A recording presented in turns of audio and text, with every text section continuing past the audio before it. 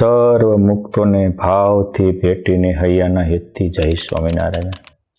વહાલા મુક્તો, જેના અનુષ્ઠાનથી, જેના પાઠથી આજે સેંકડો ને હજારો રોગી નિરોગી થાય છે, દુખિયા સુખિયા થાય છે, નિર્ધન ધનવાન બને છે, અનેક લોકોના સહજમાં મનોરથ સિદ્ધ થાય છે, પરિવારમાં એકતા સધાય છે. વળી જેની જોબ છૂટી ગઈ હોય, નોકરી છૂટી ગઈ હોય તો એને નોકરીનો પણ સંયોગ મળે છે. અરે વિદેશના વિઝા પણ પાસ થઈ જાય છે. એવા યોગ સમ્રાટ ગોપાળાનંદ સ્વામીના આસને આજે વડતાલ ધામમાં ચાલતા 3 અનુષ્ઠાનની મારે દિવ્ય અને ભવ્ય વાતો કરવી છે. આ ત્રણેય અનુષ્ઠાન એ પુરુષોત્તમ નારાયણે સિદ્ધ કરેલા, પુરુષોત્તમ નારાયણે પાસ કરી એના ઉપર દસ્તાવેજી સિક્કા મારેલા અનુષ્ઠાનો છે. પોઈન્ટ 1, યોગ સમ્રાટ ગોપાળાનંદ સ્વામી કૃત અર્ચા અવતાર સ્તોત્ર. પોઈન્ટ 2, સર્વાવતારી ભગવાન સ્વામિનારાયણે ભક્ત ચિંતામણીમાં 142માં પ્રેમથી નખાવેલું ગોપાળાનંદ સ્વામીનું પ્રકરણ. અને પોઈન્ટ 3, આજે પણ દેશ વિદેશમાં જેના અનુષ્ઠાનથી અનેક લોકો સુખિયા થાય છે, ભૂત પ્રેતાદિકના ઉપદ્રવો નષ્ટ થાય છે, એવા બીજ મંત્રનો અલૌકિક ઇતિહાસ ક્રમથી આપણે સાંભળીએ. પહેલો ઇતિહાસ છે અર્ચા અવતાર સ્તોત્રનો. સર્વાવતારી ભગવાન સ્વામિનારાયણે સંવત 1881 કારતક સુદ 12 ધામધૂમથી ભવ્યતાપૂર્વક વડતાલ ધામમાં દેવોની પ્રતિષ્ઠા કરી. મધ્ય દેરામાં લક્ષ્મીનારાયણ દેવ, પછી એક બાજુ ધર્મદેવ ભક્તિ માતા વાસુદેવ, એક બાજુ સર્વાવતાર ધરતારમ ભુક્તિ મુક્તિ પ્રદાયકમ વંદેહમ શ્રેષ્ઠ દેવમ તમ હરિકૃષ્ણમ મનોહરમ. અમારા હે ઈષ્ટ, અમારા ઈષ્ટ અને અભિષ્ટ ફળ પ્રદાતા એવા હરિકૃષ્ણ મહારાજ, અને સાથે રાધા કૃષ્ણ સંયુક્ત રાધા કૃષ્ણ દેવ. વળી ચારે બાજુ મંદિરના ખંડની અંદર દશાવતારના 10 સ્થાનો, મંદિરના દરવાજા પાસે લક્ષ્મીનારાયણ દેવની સામે હનુમાનજી મહારાજ ભીડભંજન દેવ, અને માતા પાર્વતીના અંકમાં બિરાજમાન શંકર દાદા ગણપતિ, સર્વ વિઘ્ન વિનાશનમ સર્વમંગલ કરતારમ વંદેહમ શ્રી ગણનાથમ હરિહસ્ત પ્રતિષ્ઠિતમ. ભગવાનના હાથે થાપેલા આ દેવો, ગોમતી માતા, સાધુની ધર્મશાળા, હરિમંડપ, આ બધાનું સ્વામીએ જેમાં સંકલન કર્યું એવું એક સ્તોત્ર છે. પરંતુ ભગવાન સ્વામિનારાયણે 1881માં જ્યારે આ દેવોની પ્રતિષ્ઠાઓ કરી, આકાશમાંથી મુક્તોએ દેવોએ પુષ્પની વૃષ્ટિ કરી, એ વખતે 1,60,000 જેટલા હરિભક્તો એક ગણના મુજબ આવ્યા હતા. નિર્લંબાનંદ સ્વામી બધાને જમાડેલા. ભગવાન સ્વામિનારાયણે એના ઉપર આખા ઉત્સવનું ફળ મળે એટલી રાજીપો દર્શાવ્યો હતો. પછી સમય જતાં બીજા વર્ષે ભગવાન સ્વામિનારાયણ 1882માં આવ્યા તો બધા જ મુખ્ય દેવોની તો સ્તુતિ આરાધના કરતા, પણ ભગવાને વિચાર્યું કે સર્વ ધર્મ સમન્વય થાય, સર્વના પ્રત્યે સદભાવ થાય, સર્વના પ્રત્યે એકબીજાના પૂરક બનાય, એવા હેતુથી મેં આ સર્વાંગી મંદિર બંધાવ્યું છે. તો એક એવું સ્તોત્રની રચના થાય કે એમાં બધાની ગરિમા આવતી હોય, આચાર્ય પદની પણ ગરિમા આવતી હોય, એવું કંઈક થાય તો બહુ સારું. અને આવા હેતુથી જ્યારે ભગવાન સ્વામિનારાયણ 1882માં પાટોત્સવ પૂર્ણ કરી અને કાર્તિક સુદે સવારે તો મહારાજે આચાર્યની પણ સ્થાપના કરી હતી, એટલે સંવત 1882 સવારમાં આચાર્ય પદની સ્થાપના થઈ અને બીજા પાટોત્સવની તૈયારી થતી હતી. ભગવાન સ્વામિનારાયણ તે દિવસે સંવત 1882 કારતક સુદ એકાદશી પ્રબોધિનના પાવન દિવસે હરિમંડપમાં બપોર પછી 4 વાગે બિરાજમાન હતા. અને ભગવાન સ્વામિનારાયણ એમ થયું કે સર્વાંગી પોષણ થાય અને સર્વના મનોરથ પૂર્ણ થાય, સર્વ સંકલ્પ સત્ય થાય, યોગ સ્તોત્રની રચના થાય તો સારું. પછી એની માટે પુરુષોત્તમ નારાયણે પસંદગીનો કળશ આરોપ્યો ગોપાળાનંદ સ્વામીના શિર ઉપર.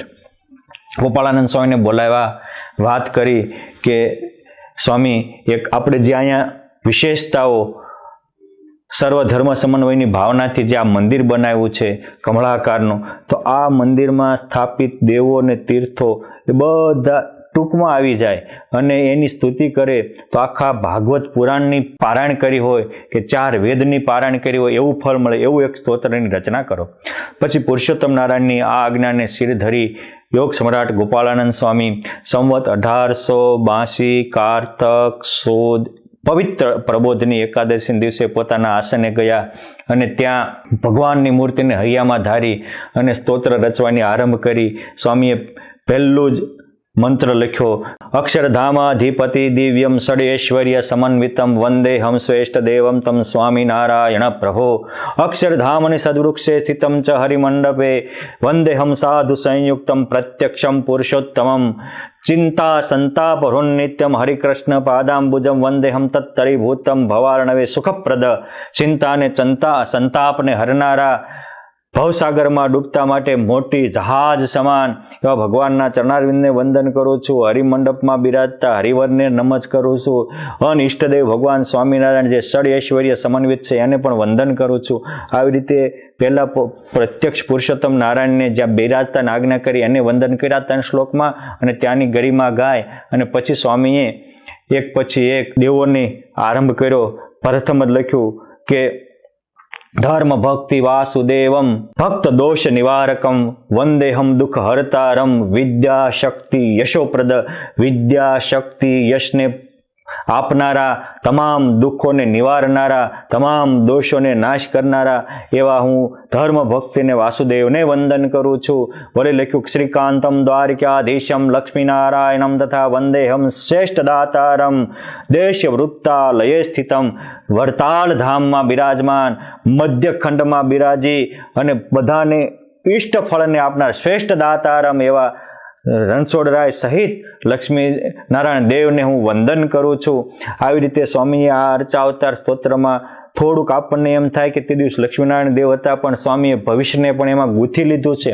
અને આવી રીતે આ સ્તોત્ર આખું રચના કરી અને પછી ભગવાન સ્વામિનારાયણ પાસે લાવ્યા. ભગવાન સ્વામિનારાયણ એકાદશીની રાત્રિએ આ સ્તોત્રનું વાંચન કર્યું. એટલા બધા રાજી થયા અને પછી કહેશે કે સાંભળો પરમહંસો ભક્તો, સાંભળો આ વિક્રમ સંવત 1882 કારતક સુદ એકાદશી તારીખ 21/11/1825 અને સોમવારના પવિત્ર દિવસે યોગ સમ્રાટ ગોપાળાનંદ સ્વામીની પ્રેમ અને મહિમા નીતરતી કલમે લખાયેલું આ અર્ચાવતાર સ્તોત્ર એ જે મનુષ્ય આનો નિત્ય પાઠ કર્યા પછી 2 હાથ જોડી પૂર્ણ શ્રદ્ધા અને પૂર્ણ વિશ્વાસપૂર્વક આનો પાઠ કરશે અથવા દર પૂનમે વડતાલ ધામમાં આવી આ સ્તોત્રનો એકવાર પાઠ કરશે, એના પુરુષોત્તમ નારાયણ સર્વ મનોરથ પૂરા કરશે. એનામાં નવધા ભક્તિ પ્રગટ થશે. આ સ્તોત્રનો પાઠ કરનાર વ્યક્તિ આ લોકમાં મહાસુખી થશે, પરલોકમાં પણ અતિ સુખને પામશે. જીવતા લાખનો મરે 1.25 લાખનો બની જશે. એટલું જ નહીં, આ સ્તોત્રનો પાઠ કરનારને અક્ષય ફળ મળશે અને અમારી તથા અમારા સંતોની પ્રસન્નતાનો એ પાત્ર બનશે. માટે જે મનુષ્ય શ્રદ્ધાપૂર્વક નિત્ય આ સ્તોત્રના 11 પાઠ કરશે તો એ રોગી છે એ નિરોગી થશે, નિર્ધન ધનવાન થશે, દુખિયા સુખિયા થશે, માથે ઋણ હશે એ ટળી જશે, મારા બાપ શોક ભય અને શત્રુ હશે તો ત્યાંના દુઃખ પણ નાશ થશે.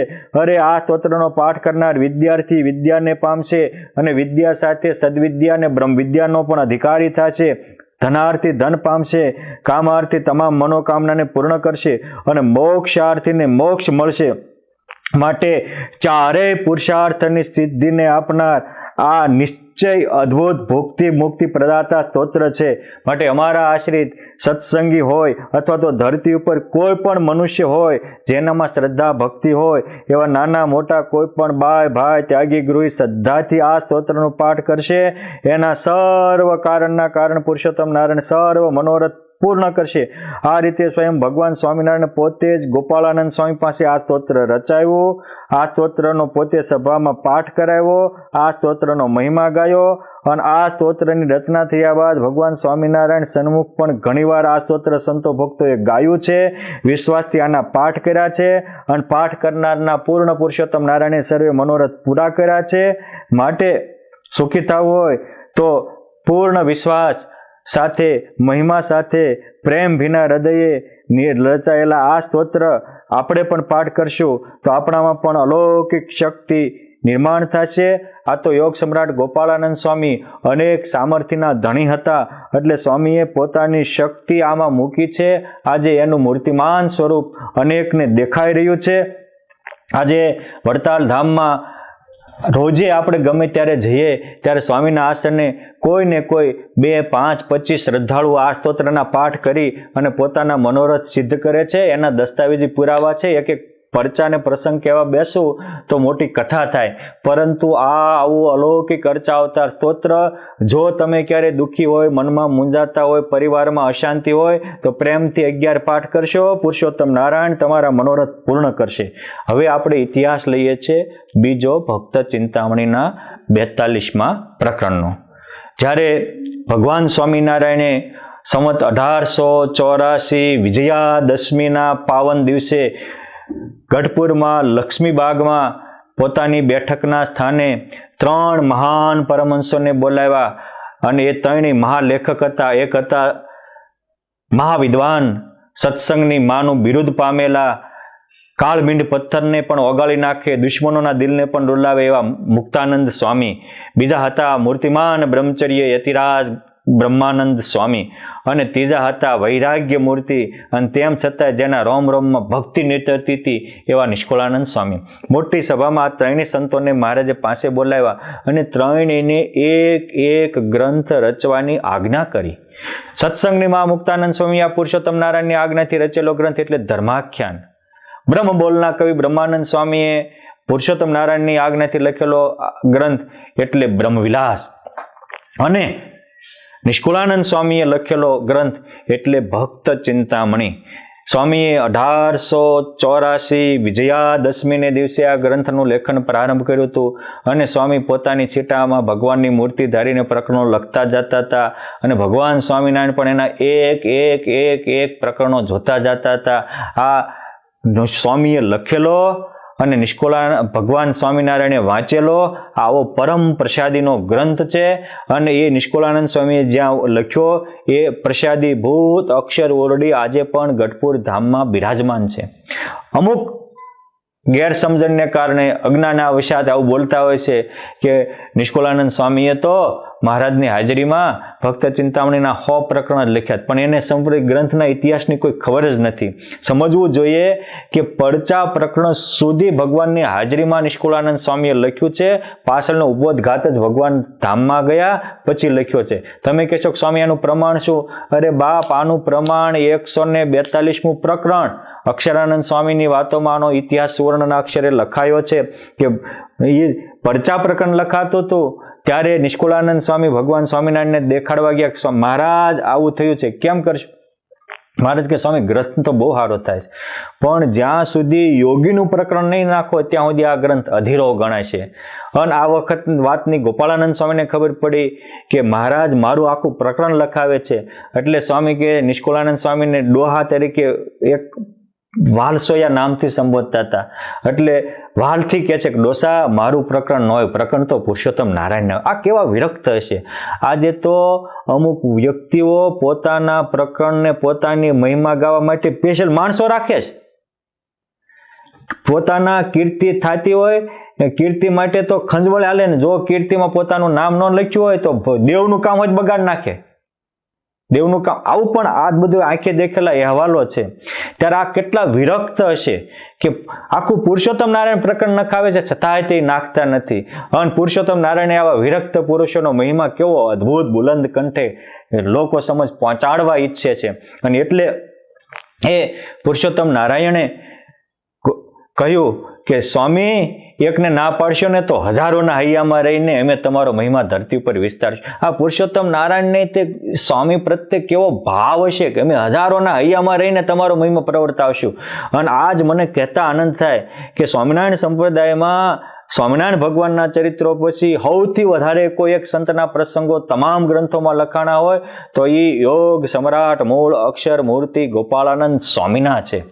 અને આ અર્ચાવતાર સ્તોત્ર પછી આ પ્રકરણ ભગવાન સ્વામિનારાયણે નખાયું, નિષ્કુળાનંદ સ્વામીએ લખ્યું, અને લખીને ભગવાન સ્વામિનારાયણ એટલા રાજી થયા કે ભગવાન આશીર્વાદની ઝડી વરસાવતા કહે છે કે હે ભક્તો, તમારા જીવનમાં ક્યારેક દુઃખ આવે, ક્યારેક તમે નાશીપાત થઈ જાઓ, હરેરી જાઓ, તમારા પરિવારમાં સંકટ આવે, આ ગોપાળાનંદ સ્વામીના અમે નખાવેલા પ્રકરણ 142 પાઠ કરજો. બધા જ દુઃખના વાદળા વિખાઈ જશે અને શાંતિનો તમારા જીવનમાં ઉદય થશે. માટે આવું અદ્ભુત આ પ્રકરણ છે. આ પ્રકરણના પાઠો વર્ષોથી થાય છે. એમાં પણ યોગ સમ્રાટ ગોપાળાનંદ સ્વામીની પરંપરાના સંતો અને વડતાલ ધામના બધે શાખા પ્રશાખાના પરંપરાના સંતો ડેલી સવાર સાંજ સમૂહમાં બેસી અને ભગવાનની આરતી થયા પછી સ્વામીને ત્યાં આ સ્તોત્રનો પાઠ કરે છે અને છેલ્લે સદગુરુદેવની જય એમ બોલીને પાઠનો પૂરો થાય. આ વર્ષોથી ક્રમ ચાલે છે. આજે કેટલાય વડતાલ ધામમાં સંતો છે, સંપ્રદાયમાં અનેક સંતો ભક્તો છે, જ્યાં હોય ત્યાં વસી અને આ સ્વામીના પ્રકરણનો પાઠ કરે છે. અને પાઠ કરવાથી અનેક દુખિયા સુખિયા થયા છે, અનેક રોગી નિરોગી થયા છે, અનેક નપાસ થવાની કક્ષાએ પાઠ કર્યો અને ભગવાન એને કેટલાય ઊંચા ક્રમે પાસ કરી દીધા છે. આ રીતે વિદ્યાર્થીઓને, બહેનોને, ભાઈઓને બધાને જો મહાસુખ આપતું હોય તો આ ભક્ત ચિંતામણીનું 142મું પ્રકરણ છે. માટે ક્યારેય મુશ્કેલી આવે તો શાંતિ માટે જ્યાં ત્યાં નહીં જતા, શાંતિ માટે વ્યસન કે વ્યભિચારના રસ્તે નહીં ચડતા, શાંતિ માટે બીજો ત્રીજો રસ્તો નહીં અપનાવતા, આ અર્ચાવતાર સ્તોત્ર અથવા તો સ્વામીના પાઠનો આ 42મા પ્રકરણના પાઠનો રસ્તો અપનાવજો. આજે પણ ભગવાનની પેઠે પ્રગટ રહેલા ગોપાળાનંદ સ્વામી તમારા મનોરથ પૂરા કરશે. આ બધા જ ઇતિહાસો યોગ સમ્રાટ ગોપાળાનંદ સ્વામીનું જીવન જે 3 ભાગમાં વિસ્તારથી લખાયું છે એમાં છે જ, પરંતુ હું એક અલગથી કહું છું. અને હવે આપણે સાંભળીએ બીજ મંત્રનો મહિમા. આજે તો હજારો મંદિરોમાં, હજારો ઘરે, હજારો બહેનો ભાઈઓ, સંતો, સાંખ્યોગી માતાઓ આ ગોપાળાનંદ સ્વામી રચિત બીજ મંત્રનું અનુષ્ઠાન કરે છે, આહુતિઓ આપે છે. અને હું ગર્વથી કહી શકીશ કે આ મંત્રમાં તાકાત તો હતી જ, પરંતુ એને આ સંપ્રદાય સુધી તાકાતના દર્શન કરાવનારા કોઈ પહેલા પુરુષ હોય તો એ સરદાર ધામના પરમ પૂજ્ય સદગુરુ શ્રી નિત્ય સ્વરૂપદાસજી સ્વામી અને એમના મંડળના સંતો છે. સ્વામીને પ્રેરણા થઈ. હવે આ રચના થઈ ક્યારે, આનો ઇતિહાસ શું, તો જે મેં વાંચ્યું છે, મેં પરંપરામાં સાંભળ્યું છે અને મારી સ્મૃતિમાં છે એ પ્રમાણે હું કહું કે ગોપાળાનંદ સ્વામીનું જન્મસ્થાન ટોરડામાં. સ્વામીના ફાધરનું નામ મોતીરામ, એમના ફાધરના એક ભાઈ હતા, એનું નામ હતું દત્તરામ. એ દત્તરામના દીકરા હતા ઈશ્વરભાઈ. ખુશાલભાઈ અને ઈશ્વરભાઈ બંને કઝિન બ્રધર થાય અને બંને મિત્ર હતા. અને ખુશાલ ભગત ભાઈ જે કામ કરે, ખુશાલ ભક્ત બાળ, ખુશાલ મુક્તરાજ, એ બધા જ પ્રસંગો એ ઈશ્વરામે પોતાના ચોપડામાં નોંધ્યા છે. અને એ બધા જ ગોપાળાનંદ સ્વામીના જીવનમાં, યોગેશ્વર ગોપાળાનંદ સ્વામીમાં અમુક અંશે પ્રકાશિત થયા છે. પરંતુ જ્યારે ગોપાળાનંદ સ્વામી ત્યાગી થવા માટે એને મોટો જંગ ખેડવો પડ્યો હતો. કેમ છે, એના પિતાના એકના એક દીકરા હતા. આખા પ્રદેશના લોકોને સ્વામી પ્રત્યે શ્રદ્ધા હતી અને સ્વામી કાળા ઉનાળે વરસાદ વરસાવતા હતા, મળદા બેઠા કરતા હતા, રોજ ભગવાન પણ એની હારે રમવા આવતા હતા. જમવા નહીં હોય, રમવા ભેરું બની ભગવાન સાંભળ્યું નિત્ય રમવા આવે. અને એ જ્યારે છેલ્લી વારે વિક્રમ સંવત 1883 વૈશાખ સુદ અખાત્રીજને દિવસે છેલ્લું સ્વામીએ 10મી વાર ઘરનો ત્યાગ કર્યો, ત્યારે બધાને ખબર પડી ગઈ કે હવે તો સ્વામી જનારા જ છે. એટલે બધા ગામવાસી કહે છે કે સ્વામી તમે હતા તો અહીંયા નદીમાં ભૂત હોય, તમે જાઓ સંકલ્પ કરો, ભૂત ભાગી જાય, અમે નિર્ભય થઈએ. વરસાદ ન હોય, તમારી પ્રાર્થના કરીએ, વરસાદ આવે. કોઈ મૂંગો હોય, તમારી પાસે લાવી બોલતો થાય. કોઈ આંધળો હોય, તમારી પાસે લાવી તમારા સંકલ્પથી દેખતો થાય. હવે તમારા વિના અમારો આધાર કોણ? ત્યારે સ્વામી કહે છે કે હું તમારા બધાના સુખ માટે, આધાર માટે એક મંત્ર રચી દેતો જાઉં છું.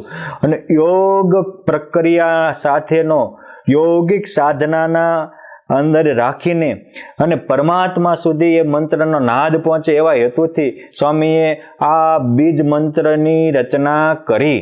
અને એ બીજ મંત્ર સૌ પ્રથમ એ દિવસે જે ગોપાળાનંદ સ્વામીનો ચોપડો લખનારા ઈશ્વરભાઈ હતા, એમણે એમાં એના ચોપડામાં છેલ્લા પાને લખેલો.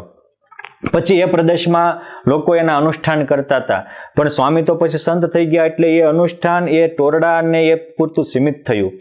એ ઈશ્વરભાઈના દીકરા અમદાવાદ રહેવા આવ્યા અને એ વખતે અમદાવાદમાં એક ચોનીભાઈ પટેલ બહુ પ્રતિષ્ઠિત હતા, દેસાઈ પરિવારના. એમના દીકરા નટવરલાલ હતા. અચાનક સોનીભાઈ ભયંકર બીમારીમાં સપડાયા. અનેક ડોક્ટરો, વૈદ્યો, હકીમોએ 2 વર્ષ સુધી એમની રીતે ઉપચારો કર્યા, દવાઓ કરી, છેવટ બધાએ હાથ ધોઈ નાખ્યા. હવે એ ચિમન બાપા માંદગીના છેલ્લા શ્વાસ ગણતા હતા. એ વખતે આ ઈશ્વરભાઈના દીકરા ત્યાં એને ખબર પડી, સત્સંગીના નાતે એમની ખબર કાઢવા ગયા અને એની આ બીજ મંત્રની વાત કરી કે આ પરંપરામાં અમારી પાસે આ બીજ મંત્ર છે અને આ બીજ મંત્રથી અનેક આવા નિરોગી થયા છે, અનેક દુખિયા સુખિયા થયા છે, તમે આનું અનુષ્ઠાન કરો.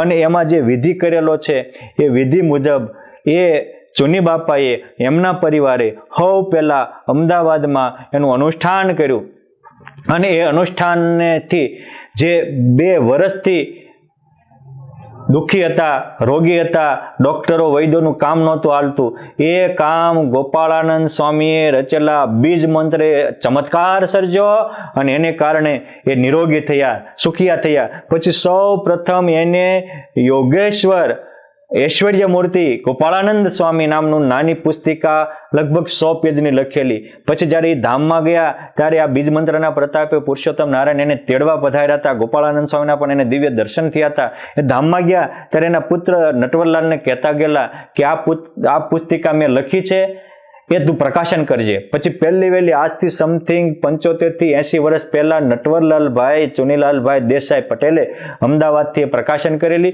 અને એમાં આ ઇતિહાસનો આખો અનુક્રમ લખાયેલો છે. પરંતુ કોઈ કરોડો રૂપિયાનો હીરો હોય અને એ ધરતીમાં દટાયો હોય તો ભલે ગમે એટલી ધૂળ ચડી હોય પણ એ દટાયેલો જેથી નીકળશે તેથી કરોડોનો જ કિંમતી નીકળશે. કોઈ હોનું હોય અને તમે 100 વર્ષ સુધી દાટી રાખો, કાઢો ત્યારે હોનું એટલું જ કિંમતી નીકળશે, એને કાટ નહીં લાગે. એ જ રીતે આ મહામંત્ર બીજ મંત્ર એ દટાયેલો હીરો હતો, પરંતુ જ્યારે કોરોનાની મહામારી આવી, બધા હારા મોટા મોટા ડોક્ટરો અને મોટા મોટા આખા વર્લ્ડ હેલ્થ ઓર્ગેનાઇઝેશન ચલાવનારા પણ ધ્રુજી ગયા, મોટા મોટી મહાસત્તાઓ પણ ધ્રુજવા લાગી. ત્યારે પૂજ્ય નિત્ય સ્વરૂપ સ્વામીને સંકલ્પ થયો અને આ મંત્ર અમદાવાદ દેશથી પહેલા પ્રચલિત થયેલો એટલે અમદાવાદથી આચાર્યશ્રીની આજ્ઞાથી ગોપાળાનંદ સ્વામીની વાતો પ્રકાશન થયેલી, એમાં પાછળ મુકાતો હતો. વળી સારંગપુર ધામથી હનુમાનજી મહિમાનું સ્તોત્ર થયું તો એમાં પણ આ મંત્ર લખાતો હતો. અને પછી કુંડળ ધામથી જ્યારે ગોપાળાનંદ સ્વામીની વાતો વિભાગ વાઇઝ એક ચેપ્ટર વાઇઝ કરીને પ્રકાશન કરી ત્યારે આ બીજ મંત્ર પણ એમાં છાંયથી છપાયો અને આ બીજ મંત્રનું સ્વામીએ પોતે પોતાના જીવનમાં અનુષ્ઠાન કર્યું અને એનામાં જે ઉર્જા આવી, તાકાત આવી અને પછી એને કીધું કે સંતો આપણે આનો યજ્ઞ ચાલુ કરો અને પહેલો વહેલો યજ્ઞ ચાલુ થયો અને એની જ્યોત આજે આખા સત્સંગમાં જગી રહી છે અને એના દ્વારા હજારોના કામ થઈ રહ્યા છે. માટે આવો અદ્ભુત બીજ મંત્ર આપણે એનો એક મંત્ર એ સરદાર ધામથી જે પ્રકાશન થયો છે એ જ સાંભળી અને આપણે એનો મહિમા આત્મસાત કરીએ. અસ્તુ. જય સ્વામિનારાયણ.